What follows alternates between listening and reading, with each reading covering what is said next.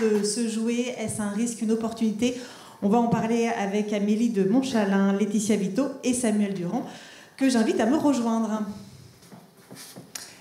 Installez-vous, Amélie de Montchalin. On vous a vu dans le documentaire représentante permanente de la France auprès de l'OCDE, ancienne ministre. Laetitia Vito, également dans le documentaire, autrice, consultante et conférencière sur le futur du travail.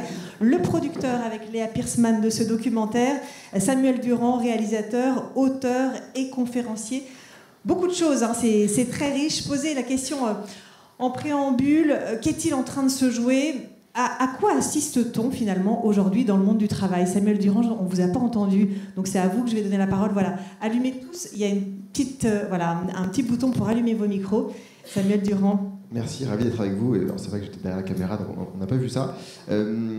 Ce à quoi on assiste, c'est que ce qui n'est pas nouveau, c'est qu'on a des crises dans tous les sens, mais ce qui peut-être est inédit, c'est l'ampleur de ces crises et le fait qu'elles arrivent au même moment. Et alors, il y en a qui sont bien documentées, la crise sociale, la crise écologique, on en parle beaucoup, d'autres qui sont plus silencieuses et que j'ai l'impression que les entreprises adressent moins, la crise démographique aussi, et que tout ceci arrive au même moment. Alors, ce qui fait très peur, du coup, parce qu'on se dit comment est-ce qu'on va traiter tout ça.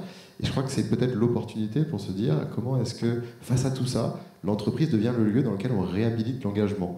C'est-à-dire, je ne suis pas seul, je ne peux pas m'engager uniquement en tant qu'individu ou dans des associations, je ne vais pas attendre uniquement que l'État s'occupe de moi, mais comment l'entreprise peut devenir le lieu dans lequel on s'engage, on adresse ces sujets-là, et on se retrouve dans quelque chose qui est hors de toute forme de politique ou d'esprit individuel, hors des bulles cognitives, de se dire, en fait, on se rassemble sur un objectif et une mission commune, et en fait, on n'aura pas tellement le choix avec toutes ces crises-là si on veut les adresser efficacement que de trouver un objet pour le faire, et l'entreprise pourrait l'être. Qu'est-ce qui vous préoccupe le plus, Amélie de Montchalin, dans cette transformation du monde du travail? Alors moi, j'ai eu la lourde responsabilité d'être la DRH des 6 millions d'agents publics. Et moi, là, ce qui m'a vraiment... DRH, vous imaginez, un peu lointaine, quand même, pour 6 millions de gens. Je le dis un peu dans le documentaire au début, mais c'est l'enjeu, au fond, des métiers qui ne sont plus vus comme des bons métiers. C'est l'enjeu de l'attractivité. Et en fait, ça fait lien. Il y a un très grand paradoxe. On a beaucoup de jeunes qui disent vouloir s'engager pour des causes auxquelles ils croient. Au fond, le service public est un grand lieu d'engagement, puisqu'on y résout des problèmes qui parfois ne peuvent pas être résolus ailleurs que par le collectif et par la société dans son ensemble. Et en même temps, beaucoup des métiers concrets par lesquels ça passe ne sont plus attractifs. Et donc on a un très grand paradoxe, c'est que si on se dit, au fond, c'est quoi un bon métier pour l'individu? On n'arrive pas du tout, aujourd'hui, ou dans de très nombreux cas, on n'arrive pas à la même réponse que quels sont les bons métiers pour la société. Notre société, elle a besoin d'enseignants. Notre société, elle a besoin de soignants. Notre société, elle a besoin d'acteurs, par exemple, de la sécurité. Ces trois éléments-là, vous le voyez dans notre pays, ce sont des demandes extrêmement fortes exprimées collectivement, notamment par le biais des élections. Et aujourd'hui, on ne trouve pas des individus qui se disent « je vais en faire mon métier ». On a un mal fou à recruter des enseignants, on a un mal fou à recruter des policiers, on a un mal fou à recruter des soignants. Mais justement, comment on les rend attractifs, ces métiers? Et donc, ce que j'essaie de dire, c'est que si notre conception du travail, ce n'est qu'une conception productive, ces métiers qui, pour beaucoup d'entre eux, sont des métiers de présence et de transmission, deviennent des métiers que la société ne valorise plus. Et donc, on a ce grand paradoxe, c'est qu'une partie, et je le vois à l'OCDE, de nous tous constatons que la productivité baisse dans nos pays. On se rend compte que les métiers qui sont nécessaires à la société ne sont pas forcément des métiers de productivité, et donc il faut qu'on les rende attractifs. Et donc, il faut qu'on arrive à expliquer que c'est formidable d'être enseignant, c'est formidable d'être aide-soignant, c'est formidable d'être aide à domicile. Et c'est formidable parce que sans ces métiers-là, il n'y a plus de société. Et du coup, la réflexion que j'ai, c'est pour ça que je parle de sécabilité au départ, si le travail, ce n'est que d'être productif, eh bien, ces métiers ne seront de facto, pendant des années, plus attractifs. Et pour moi, le travail, c'est beaucoup plus que ce qu'on produit, c'est aussi ce qu'on vit ensemble. Et c'est pour ça que les mots de conclusion sont intéressants. Faire partie d'une équipe, avoir des collègues, avoir des relations et avoir des choses qui sont un peu has-been. Les collègues, ça a fait l'objet de documentaires et de parodies et de machines à café. Et on dit, les collègues, en gros, si on résume, c'est un peu les boulets de la journée, quoi. Plus on véhicule ça, et moins on y travaille à protéger ces collectifs, à protéger ces environnements de travail qui font qu'à la fin on rend un service, oui, on est utile ensemble, et ben on va avoir, je pense, une société qui du coup peut s'effriter, s'effondrer. Donc voilà, c'est ça qui me préoccupe. Et c'est très à contre-temps. C'est très à contre-temps du discours très technosolutionniste, très... Moi, je ne sais pas comment l'IA rend le métier d'une aide-soignante plus productif. Peut-être on peut l'aider à faire son planning, mais c'est à peu près tout ce qu'on peut faire. Laetitia Vito, il faut se recentrer sur l'humain. Moi, je partage complètement ce que dit Amélie. Là, je suis très pessimiste sur la vision du monde, la vision du travail, la vision productiviste qui va s'imposer dans le monde, qui s'impose dans le monde. Enfin, je parle aujourd'hui probablement différemment de ce que j'aurais pu dire il y a quelques jours encore, parce qu'avec la victoire de Trump, le tournant qui est pris sur le monde entier, sur justement cette vision-là, il n'est pas le bon et il est dangereux pour nous. Alors je mets de côté les risques accrus d'une instabilité mondiale et géopolitique qui peut-être vont prendre le pas sur tout le reste, parce que si là dans les années qui viennent ou les mois qui viennent la Chine envahit Taïwan, je veux dire tout le reste est caduc, hein. Voilà. Si là l'Ukraine tombe, pour l'Europe on aura d'autres sujets, enfin tout ça paraît presque anecdotique, mais si on met ça de côté, en admettant que l'instabilité géopolitique puisse être mise de côté, la vision du monde qui est celle portée par des gens comme Elon Musk, avec ce technosolutionnisme dont vous avez très bien mentionné le caractère ridicule, en fait, c'est celle d'un monde où tous les essentiels, les femmes, parce que cette vision du monde, c'est une vision profondément misogyne, eh bien, ce sont ceux sur lesquels on peut marcher, ceux qu'on peut écraser, en fait. Donc, ces métiers-là, ils ne vont pas devenir plus attractifs.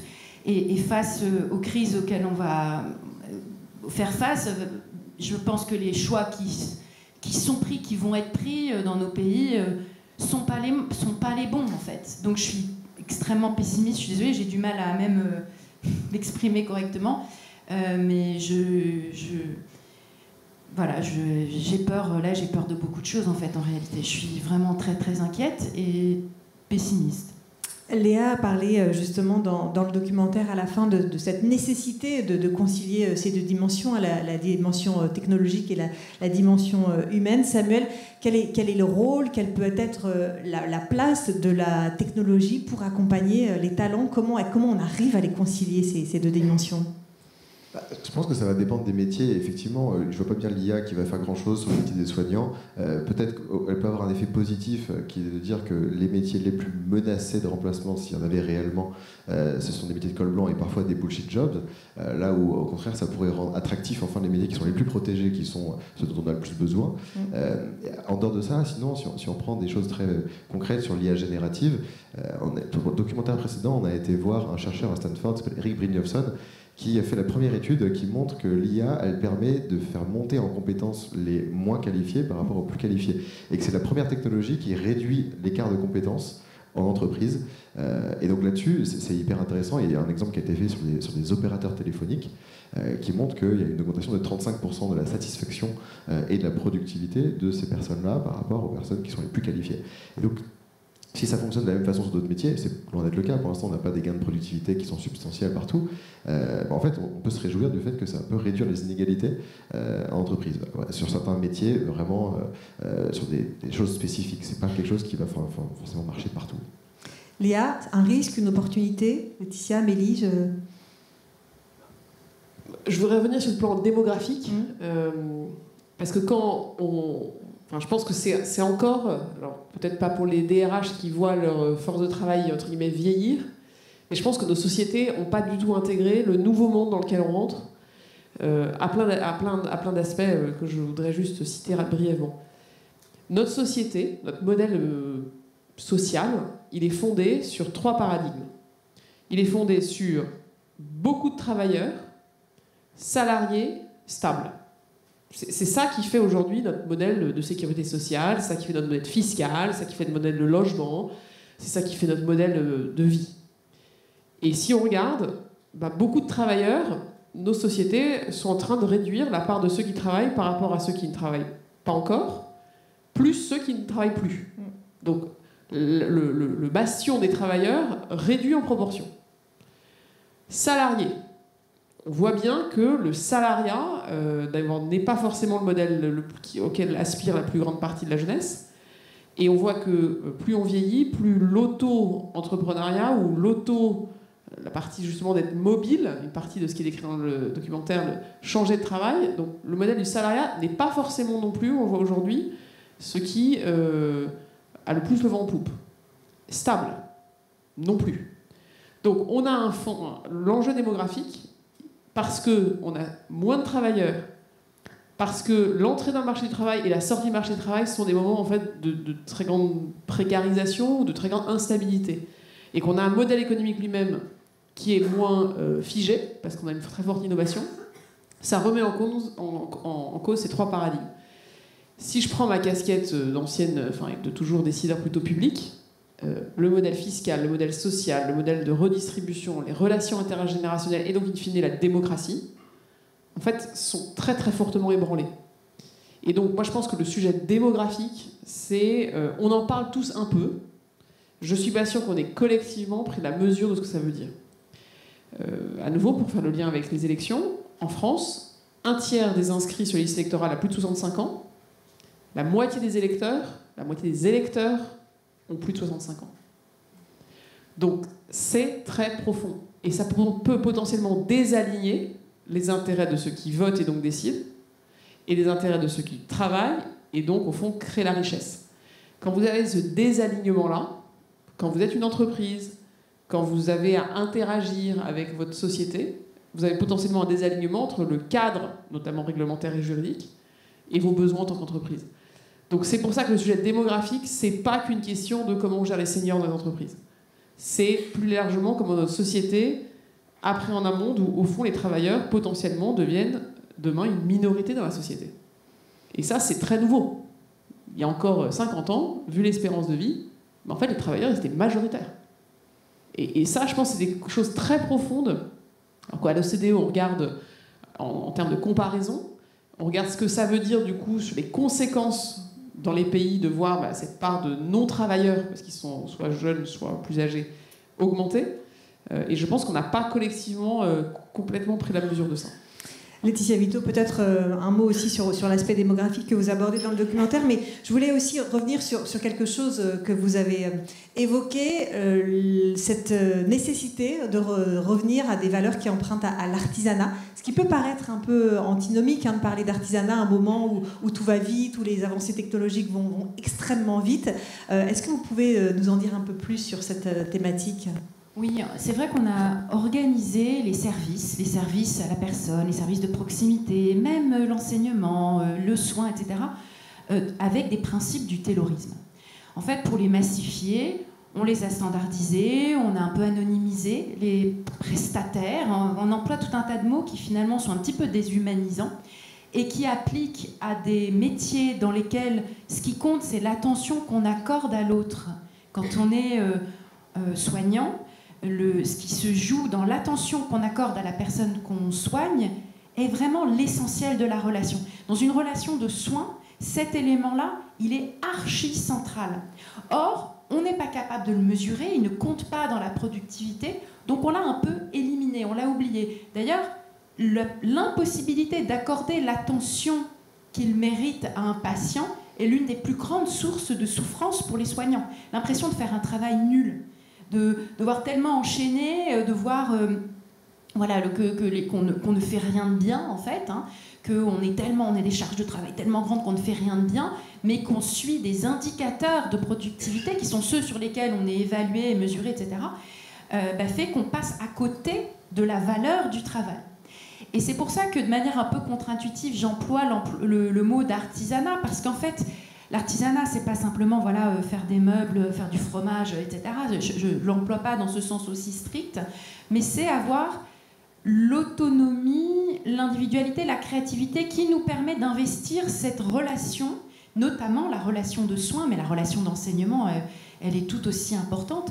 Et c'est dans cette relation, dans la qualité de la confiance qu'on peut créer, que se joue toute la valeur. Et dans une société qui vieillit, où cette dimension de soins, de relations, elle est vraiment encore plus importante, à la fois en termes de quantité de métiers, enfin de ceux dont on a le plus besoin, c'est déjà les soignants, et ça le sera encore davantage. Si on passe à côté de cette qualité du soin, on aura un monde plus dur, en fait. Moi, à titre très personnel, j'ai peur du monde du travail dont je dépendrai quand je serai inactive, en fait. J'ai peur de ne pas être soignée, par exemple. Je voulais réagir parce que ce concept d'artisanat, ça veut dire savoir-faire, autonomie, responsabilité, confiance dans la créativité individuelle, capacité de transmission, si on regarde les compagnons, c'est ce qu'ils font, les artisans. En fait, j'avais jamais réfléchi à ça, mais c'est exactement ce que j'ai ressenti quand j'avais la charge des fonctionnaires, des agents publics, et notamment ceux qui font des travaux de bureau. Je vous donne un exemple. On a beaucoup de gens dans notre pays qui suivent notamment, par exemple, le droit de l'urbanisme, les permis de construire. Pour trouver du sens à leur métier, en fait, ceux et celles que j'ai rencontrés qui étaient heureux de leur métier, c'est ceux qui, précisément, avaient un cadre de travail qui ressemblait à un cadre d'artisanat.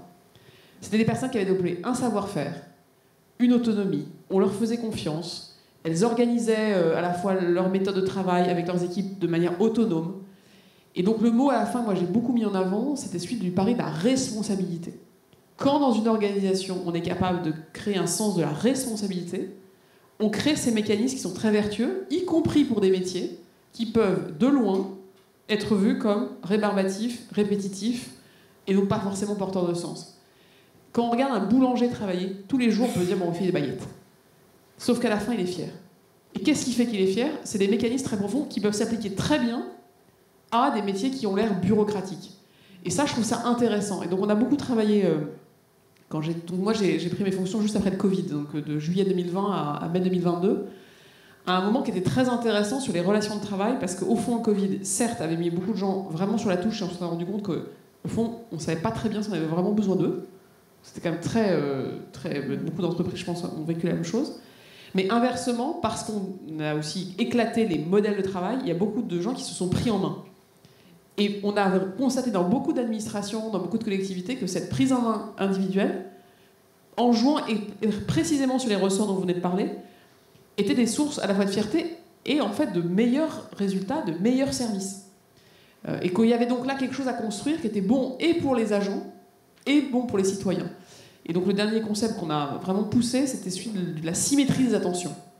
Si on veut que les Français soient bien servis, il faut que les agents publics vivent bien et soient bien traités, et surtout vivent bien leur mission. Et donc le pari de la responsabilisation, le pari de l'autonomie, moi j'appelle ça le pari de la confiance. On ne peut pas demander aux agents publics d'accorder le droit à l'erreur aux citoyens si on ne leur fait pas confiance en tant qu'agent public. Et je pense qu'il y a beaucoup de grandes entreprises qui ressemblent à des grandes bureaucraties de facto dans leur organisation, qui doivent pouvoir tester ce genre de choses aussi.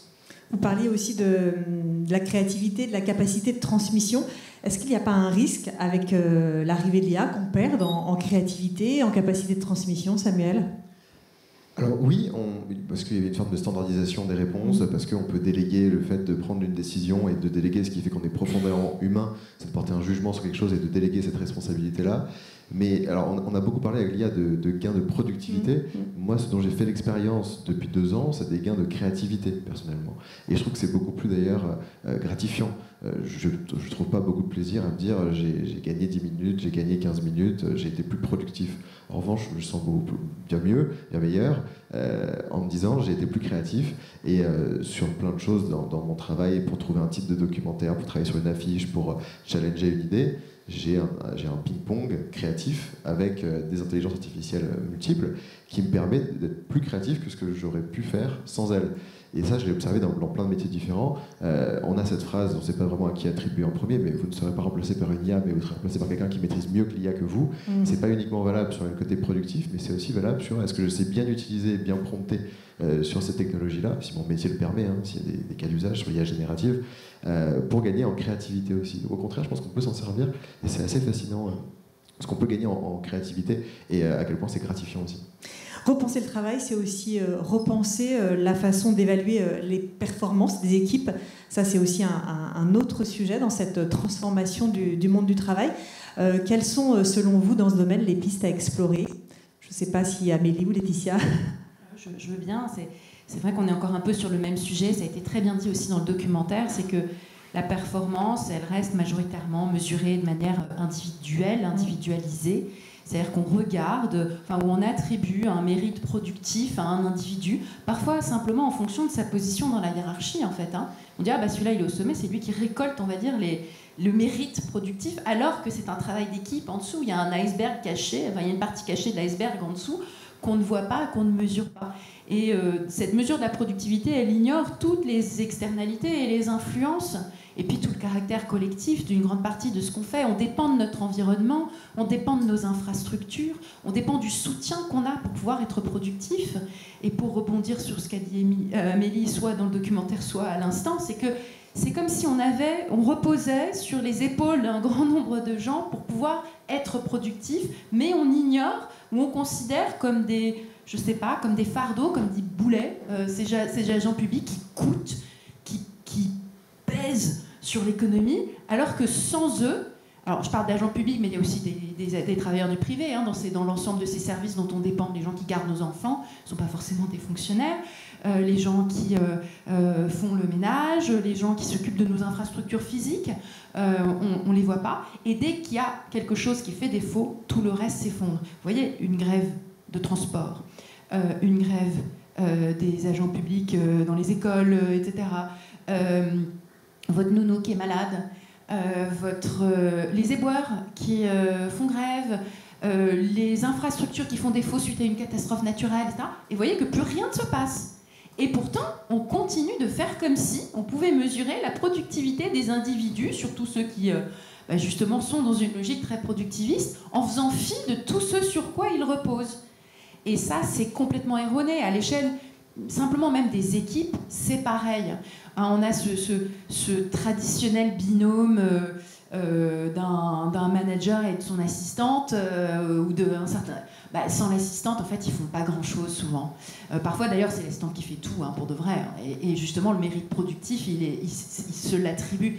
Donc, on est à côté de la plaque dans la mesure de la productivité, dans la mesure de la performance. Elle est en plus extraordinairement biaisée. Et à cet égard, les IA, qui parfois nous aident dans les évaluations et dans les mesures de ces performances, amplifient une partie de ces biais. Donc tant qu'on n'opère pas un changement complet de paradigme dans la série d'indicateurs qu'on choisit pour mesurer la productivité et la performance, on passera à côté de ce qui est essentiel et ça risque de se retourner contre nous de manière assez violente dans les... Encore une fois, confère le monde dans lequel on vit là tout de suite, ça risque de se retourner contre nous de manière violente. Et ça pose aussi la question de l'évolution du rôle des managers, des leaders, pour accompagner ces succès individuels et collectifs. Je vais juste rebondir sur l'enjeu de la rémunération ou de la valorisation d'une équipe versus les individus comme petits bouts de l'équipe. C'est pas un scoop, la rémunération au mérite dans la fonction publique, c'est devenu une espèce de totem. En gros, quand on est de droite, on trouve ça super, et quand on est de gauche, on trouve ça nul. Bon, nous, comme on était au centre, il fallait qu'on trouve le en même temps de la chose. Donc, on a essayé de trouver le en même temps de la chose. Et en fait, c'était très intéressant parce que je trouvais légitime le fait que les syndicats de la fonction publique disent la rémunération au mérite purement individuel, ça ne fonctionne pas vu les métiers qu'on fait. Et j'ai trouvé que ça méritait d'être écouté et entendu. Et donc on a réfléchi, alors ça n'existe pas en France encore, mais on a beaucoup réfléchi à un système d'intéressement et de participation dans la fonction publique qui soit défini au niveau des équipes. On parlait des infirmières, de dire voilà, dans un service médical, on peut se définir des objectifs de performance collective, meilleurs soins, meilleur retour patient, moins de rechutes, la meilleure évaluation d'un service par exemple médical de gériatrie, c'est combien de gens reviennent à l'hôpital après, dans le mois. Si l'équipe a été bonne, ils ne reviennent pas. Si le soin apporté a été de moins bonne qualité, et médicalement et humainement, ils reviennent. Donc voilà, définir des objectifs qui sont liés vraiment au métier. et de dire au fond on va rémunérer au mérite, mais pas au mérite individuel, à une performance bien définie, l'équipe qui a contribué à ça. Et l'idée c'était que plus on était dans les métiers opérationnels, plus cette part de rémunération au mérite soit collective, et plus on était dans un rôle de leadership, plus c'était du coup individuel. Et de moduler la part entre le collectif et l'individuel selon le niveau de responsabilité et donc de hiérarchie. Et en fait, dans les modélisations qu'on a faites, potentiellement, les chefs, ils avaient moins de rémunération au mérite en proportion de leur salaire que les acteurs qui étaient, eux, difficilement identifiables à titre individuel, mais très très importants pour la réussite collective. Et je pense que ces modèles d'intéressant participation modulés avec une part collective et une part individuelle, les entreprises le font un peu, alors par des biais très indirects, qui est genre les actions gratuites, ça c'est le très collectif, et puis le bonus individuel, c'est le très individuel. Bon, dans la fonction publique, ça ne peut pas s'appliquer comme ça, mais je trouve que c'est des modèles intéressants. Et en tout cas, ça avait permis, moi je trouve justement, de dépasser cette dichotomie de la droite dit un truc, la gauche dit l'autre, et puis on est coincé au milieu, on n'a rien fait. Donc c'est pas fait, mais ça avait été une réflexion très intéressante, et en fait, avec surtout, et je finirai là, des syndicats vus comme très conservateurs et donc très historiquement à gauche, en fait très intéressés par l'idée. Ce qui montre là aussi que si on est un peu créatif dans les outils, on peut dépasser des espèces de freins presque idéologiques, et que donc il y a peut-être des choses à les creuser dans ce segment-là. Oui, bien sûr. Parce que c'est très intéressant cette idée toujours d'individu et de collectif et de comment est-ce qu'on fait la part des choses. Alors évidemment, il y a des gens meilleurs que d'autres au travail, hein, ça c'est vrai. Il y a des gens qui ont plus de talent que d'autres, c'est sûr. Il n'en demeure pas moins qu'à talent égal, la mesure de la performance est profondément inégalitaire pour de fausses raisons ou de mauvaises raisons. Je vais donner un exemple dans le privé, comme ça on change de domaine. Prenez des équipes de commerciaux ou on va dire des équipes d'avocats. J'aime bien donner cet exemple d'un cabinet d'avocats dans lequel le critère pour mesurer la performance et pour mesurer la progression, il est extrêmement clair, c'est le nombre d'heures facturables en tant qu'avocat. On ne peut pas faire plus clair, hein. C'est juste, c'est égal pour tout le monde. Sauf que qu'est-ce qui se passe? Dans une équipe d'avocats, il faut aussi faire fonctionner le cabinet. Et donc vous avez des individus, comme par hasard, souvent des femmes, qui regardent les CV pour recruter les stagiaires de l'année prochaine, pour faire tourner cette machine RH, sans être eux-mêmes des RH, qu'est un cabinet et le fonctionnement. Ces personnes vont aussi s'assurer du bien-être des autres. C'est les fameux self-sacrifices dont il était question dans le documentaire, hein, des personnes qui s'occupent de l'équipe et qui, évidemment, regarder les CV et faire passer des entretiens, par exemple, pour les jeunes qui vont venir cet été, ça prend du temps. Et donc, ces personnes-là font moins d'heures facturables. Donc, in fine, le temps qui est passé pour le collectif les pénalise dans leur rémunération, évidemment, mais aussi dans leur progression de carrière. Donc, s'occuper du collectif, ça fait vivre le cabinet sur la durée, ou l'entreprise sur la durée, mais ça pénalise les individus qui le font. Par exemple, chez les commerciaux, c'est pareil. Là aussi, on a des objectifs a priori très clairs, et puis il y en a qui sont meilleurs que d'autres. Hein. Il y a des gens qui sont vraiment bons pour vendre, d'autres moins bons.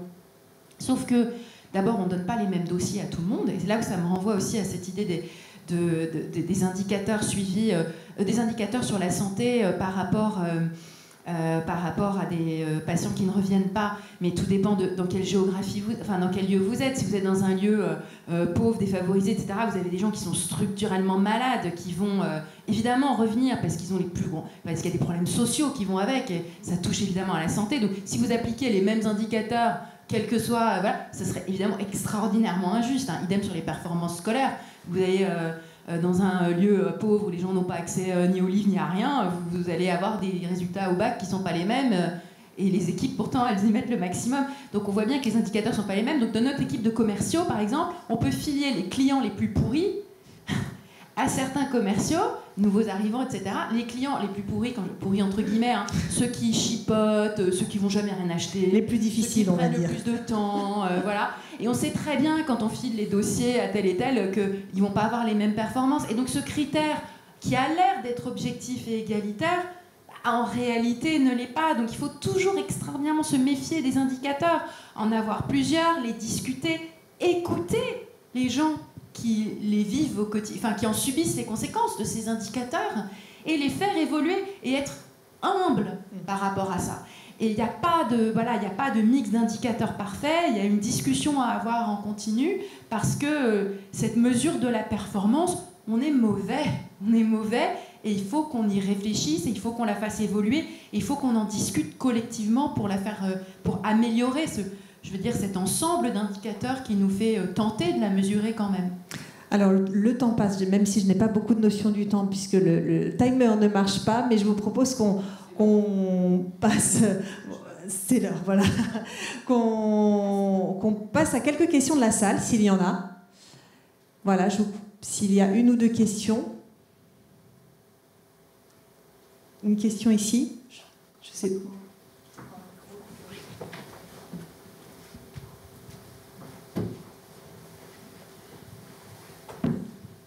Oui, bonjour, merci pour cette intervention. Donc Thierry Tabois, je suis chez Orange en charge des relations entre société et numérique, et par ailleurs, je suis référent national pour la fédération CFE-CGC sur les questions d'intelligence artificielle. Donc forcément, tout ce que vous avez abordé me touche. Le premier point, c'est plus des remarques, c'est la question de l'hybridation entre collectif et individuel. Je pense que c'est un élément super important, et ne serait-ce que sur la question de la place des femmes. Parce que nous, on voit que dans notre entreprise, pas sur Paris, mais ailleurs, le fait de remettre que de l'individuel sur les primes, ça crée des tensions entre des managers qui peuvent être des hommes et des femmes, et ça, on n'y pense pas. Et en fait, on a des effets de biais induits qui sont très importants. Deuxième point, c'est que vous n'avez pas du tout abordé la question de l'IA Act. Or, la question des ressources humaines dans les actes est centrale. Et c'est un enjeu, c'est considéré comme des IA à haut risque. J'aimerais bien vous entendre sur le sujet, parce que le tri de CV automatisé, ce genre de choses, le dialogue social au moment de l'IA, etc. est important. Et troisième point, mais ça on pourra en discuter à un autre moment, moi je milite depuis très très longtemps avec quelqu'un qui s'appelle Benoît Raphaël, que vous connaissez peut-être, qui est un ami, sur un triptyque, pour moi super important, qui est acculturer, donc pas savoir coder, mais apprendre à décoder. Formation permanente, parce que ça va très très vite, donc formation continue. Mais surtout, et ça c'est tout le temps oublié, mise en place de réseaux d'entraide de pair à pair. C'est un peu les alcooliques anonymes de l'intelligence artificielle, mais pour le coup c'est super important, parce que ça va très très vite. Et c'est pas parce qu'on a fait 40 heures de prompt engineering, comme moi j'ai pu faire, qu'on est bon derrière, et qu'on sait utiliser à bon escient l'IA dans notre métier. Et d'ailleurs, et j'en finis par là, je travaillais pendant 1 an avec la PHP et avec les infirmières. Par rapport à ce que vous dites, en termes logistiques, ça leur a fait gagner du temps. Et ce temps, ça leur a permis, à un niveau constant de lit, attention, le problème systémique de la baisse de lit, c'est le problème structurel. Mais à un niveau constant de temps de travail, de passer un peu plus de temps sur du care, au sens de Cynthia Fleury, avec leurs patients. C'est-à-dire passer 2 minutes en dehors du moment où elles donnent des médicaments, juste pour savoir comment ça va. Voilà. Et donc, quelque part, même dans ces métiers-là, on a des effets induits qui sont des effets qui peuvent être positifs. Voilà. Est-ce que, Laetitia, vous vouliez réagir ? Je pense que c'est très ambigu, ces effets positifs ou négatifs sur le soin des potentialités de l'IA, parce que j'ai un autre exemple qui est celui du support, du service support, où beaucoup de tâches ont été automatisées avec les chatbots. Donc les questions faciles des gens, enfin en gros tout ce qu'on peut trouver sur les pages Q&A, etc., ou des questions faciles, des petits problèmes avec, des petites questions dans la relation avec l'administration, je ne sais quoi. En fait, elles peuvent être répondues par l'IA, mais du coup les opérateurs humains récupèrent que les questions les plus dures et les clients les plus énervés. Et là, je pense que dans le soin aussi, on peut avoir comme ça une manière de faire disparaître, ça fait un gain de productivité, de faire disparaître des choses faciles, mais ce qui reste est plus lourd et plus pénible. Et on peut avoir l'effet finalement d'une composition des tâches qui est plus difficile. On a d'autres exemples comme ça, je pense que Sam en a plein, de transformation de l'ensemble des tâches où ce qui reste peut être plus pénible. Donc je ne suis pas persuadée qu'il y ait forcément des gains de productivité, parce qu'il y a aussi un effet... charge mentale, un effet, je dois tout le temps faire de la saisie en fait. Mais... Voilà. Et puis sur les risques de l'amplification des biais, je partage complètement.